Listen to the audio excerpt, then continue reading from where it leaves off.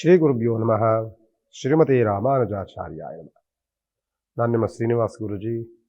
ನೋಡ್ತಿದ್ದರೆ ವಿಶೇಷವಾದಂತಹ ವರ್ಷ ಭವಿಷ್ಯದಲ್ಲಿ ಕರ್ನಾಟಕ ಟಿವಿ ಅದರ ಮುಖಾಂತರವಾಗಿ ಎಲ್ಲ ವೀಕ್ಷಕರಿಗೂ ಸಹ ಹೊಸ ವರ್ಷದ ಈ ವರ್ಷದ ಭವಿಷ್ಯ 2026ನೇ ವರ್ಷದ ಭವಿಷ್ಯಗಳನ್ನು ನೋಡುವಂತಹ ಸುಸಂದರ್ಭ.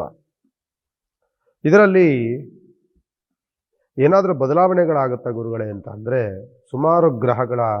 ಸುಮಾರು ರಾಶಿಗಳ ಬದಲಾವಣೆಗಳಾಗುವಂತಹ ಒಂದು ಶುಭ ಸೂಚನೆ ನಮಗೆ ಬರ್ತಾ ಇದೆ. ಅದರಲ್ಲಿ ಮೇಷರಾಶಿಗೆ ಯಾವುದೇ ಬದಲಾವಣೆಗಳಂತೂ ಖಂಡಿತವಾಗಿ ಆಗೋದಿಲ್ಲ. ನೋಡಿ, ಮೇಷರಾಶಿಗೆ 7.5 ಆರಂಭವಾಗಿದೆ. 7.5 ಆರಂಭವಾದ ನಂತರದಲ್ಲಿ ಶನಿ ಬಂದ ನಂತರದಲ್ಲಿ ಅಂತಹ ಶುಭ ಯೋಗ ಸಿಗುವಂತಹ ವಾತಾವರಣಗಳು ಬಹಳ ಕಡಿಮೆ ಇದೆ. ದ್ವಾದಶದಲ್ಲಿ ಶನಿ ಇದ್ದು 3ನೇ ಮನೆಯಲ್ಲಿ ಗುರುವಿದ್ದು, ಇತ್ತಗೆ ಶನಿ ಬಲವೂ ಇಲ್ಲ, ಗುರುಬಲವೂ ಇಲ್ಲ. ಮತ್ತು ಪಂಚಮದಲ್ಲಿ ಕೇತುಗ್ರಹ ಇರ್ತಾರೆ. 11ನೇ ಮನೆಯಲ್ಲಿ ರಾಹು ಇರ್ತಾರೆ. ದಶಮ ಸ್ಥಾನದಲ್ಲಿ ಕುಜ, ರವಿ, ಬುಧ, ಶುಕ್ರ ಇಷ್ಟು ಗ್ರಹಗಳಿರುತ್ತೆ. ಆಲ್ಮೋಸ್ಟು ಮೇಷರಾಶಿಗೆ ಒಂದು ರೀತಿಯಾದಂತಹ ಕಷ್ಟದ ವಾತಾವರಣ, ಸಂಕಷ್ಟಕ್ಕೆ ಸಿಲುಕುವಂತಹ ವಾತಾವರಣ, ಅಪರಾಧಗಳನ್ನು ತಮ್ಮ ಕೈಲಿಂದ ನಮಗೆ ಗೊತ್ತಿಲ್ಲದ ರೀತಿಯಲ್ಲಿ ಆಗುವಂತಹ ವಾತಾವರಣ, ಇದೆಲ್ಲವೂ ಸಹ ಆಗುತ್ತೆ.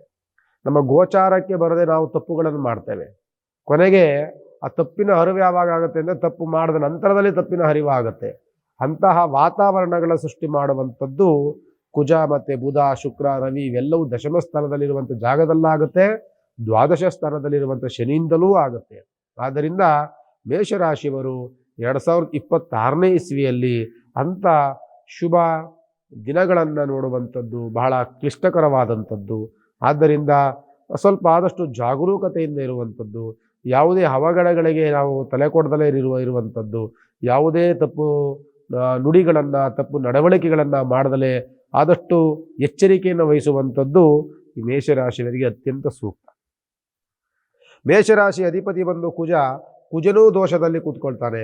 ಬುಧನ ಜೊತೆಯಲ್ಲಿ ಕುಜ ಸೇರಿಕೊಂಡಾಗ ಆರೋಗ್ಯ ವ್ಯತ್ಯಾಸದಿಂದ ಕೂಡಿರುವಂಥದ್ದು, ಬುದ್ಧಿ ಚಂಚಲವಾಗುವಂಥದ್ದು, ಶತ್ರುಬಾಧೆಗಳು ಜಾಸ್ತಿ ಆಗುವಂಥದ್ದು, ಏನನ್ನು ಮಾಡೋಕ್ಕೋದ್ರೂ ಒಂದಲ್ಲ ಒಂದು ಅವಘಡಗಳನ್ನು ಸೃಷ್ಟಿ ಮಾಡುವಂಥದ್ದಕ್ಕೆ ಕುಜ ಅಂಡ್ ಬುಧ ಇವೆರಡೂ ಇರ್ತವೆ. ಶನಿ ಬಂದಾಗ ಅತಿಯಾದ ಕೋಪದ ವಾತಾವರಣ, ಅತಿಯಾದ ಸೋಂಬೇರಿತನ, ಆದಷ್ಟು ಸಹ ತುಂಬ ನಿದ್ರೆ ಆವರಿಸ್ಕೊಳ್ಳುತ್ತೆ. ಏನು ಕೆಲಸ ಮಾಡೋಕ್ಕೂ ಭಾಳ ಉದಾಸೀನವನ್ನು, ಅಲಕ್ಷ್ಯವನ್ನು ಮಾಡ್ತಿರ್ತೀರಿ. ಇದೆಲ್ಲವೂ ಆಗುವಂಥದ್ದು 2026ನೇ ಇಸ್ವಿ ಜನವರಿಯಿಂದ ಆರಂಭವಾಗುತ್ತೆ. ಮೇಷರಾಶಿಯವರಿಗೆ ಜಾಗರೂಕತೆಯನ್ನು ವಹಿಸಿ. ಅಧಿಪತಿಯಾದಂಥವನು ಕುಜಗ್ರಹ, ದೋಷದಲ್ಲಿರುವಂಥವನು ಕುಜ ಮತ್ತು ಶನಿಗ್ರಹ. ಆದ್ದರಿಂದ ಆದಷ್ಟು ಸಹ ಸುಬ್ರಹ್ಮಣ್ಯ ಸ್ವಾಮಿ ದೇವಸ್ಥಾನಕ್ಕೆ ಹೋಗಿ ಅರ್ಚನೆಗಳನ್ನು ಮಾಡಿಸುವಂಥದ್ದು, ಶನಿಮಾತ್ಮನ ದೇವಸ್ಥಾನಕ್ಕೆ ಹೋಗಿ ದೀಪದ ಎಣ್ಣೆಯನ್ನು ದಾನ ಮಾಡುವಂಥದ್ದು, ಹನುಮಂತನ ದೇವಸ್ಥಾನಕ್ಕೆ ಹೋಗಿ ತುಳಸಿ ಅರ್ಚನೆಯನ್ನು ಮಾಡಿಸುವಂಥದ್ದು, ಇದೆಲ್ಲ ಮಾಡೋದ್ರಿಂದ ಆಗುವಂತಹ ಅವಘಡಗಳು ಒಂದು ಸ್ವಲ್ಪನಾದರೂ ನಮಗೆ ಪರಿಹಾರದ ರೂಪದಲ್ಲಿ ಕಡಿಮೆ ಆಗುತ್ತೆ ಅಂತ ಮೇಷರಾಶಿಯವರಿಗೆ ಹೇಳಬಹುದು.